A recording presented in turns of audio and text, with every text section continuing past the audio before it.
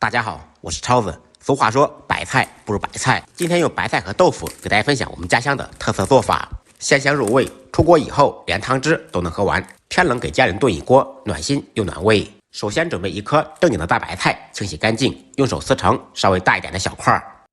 一块老豆腐像我这样从中间斜着对角切开，再横着切成5块钱硬币厚的薄片，这样可以把豆腐快速的切成小三角块。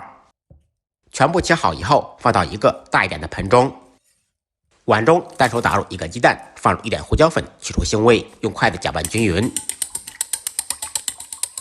搅散的蛋液淋在切好的豆腐上面，再次用筷子搅拌均匀，使每块豆腐都均匀的裹上蛋液。接下来再准备一点小料，1小块生姜，3-4粒大蒜，趁其不备拍匀剁碎。大葱切成葱花，不能吃辣的同学放2个小米辣锻炼一下，切成小圈，切好以后一同放入碗中备用。再来5毛钱的五花肉切成薄片，切好以后放入碗中，材料全部备好，接下来开始制作。起锅，锅烧空气，烧至冒烟以后放入少许油，撒上1小层食用盐。放盐不仅可以使豆腐入少许底味，而且可以防止粘锅。然后把蘸满豆腐的蛋液放入锅中，摆好队形，一个一个来。全部放进去以后，改开中火煎制，家庭小灶，这个过程大概需要2-3分钟。煎好一面，翻过来煎另一面，安全第一，不要糊到脸上。把豆腐煎至8面金黄，倒出控油备用。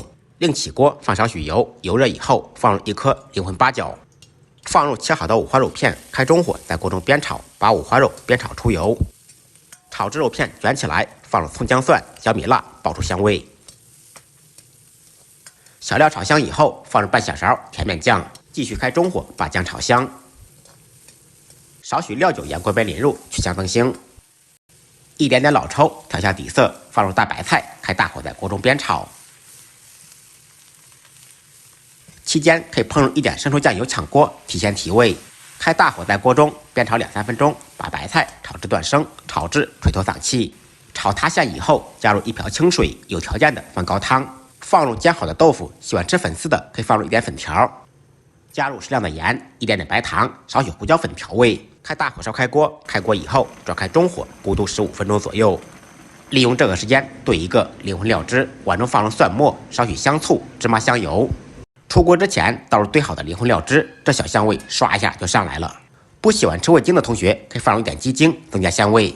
搅拌均匀，调料化开以后就可以起锅装盘了。白菜豆腐这样做真的太香了，学会的同学点完赞，赶紧动起手来做给您心爱的人吃吧。按照我的方法做，不好吃您可以剔着猪肉来找我。再忙再累，记得按时吃饭。下期视频见，拜拜。